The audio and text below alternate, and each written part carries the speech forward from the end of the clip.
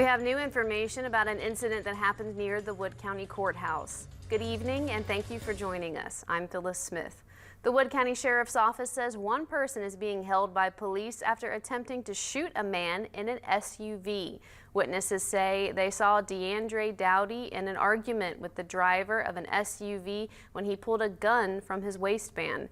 Dowdy attempted to shoot the driver, but the gun jammed. He then cleared the jam, loaded a new round, and attempted to shoot the driver again as he drove away.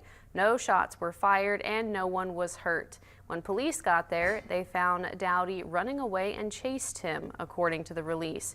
Deputies detained him behind physical services. The release says one unspent round was found on the ground. Dowdy was arraigned for attempted murder and 2 counts of wanton endangerment with a cash-only bail set at $150,000.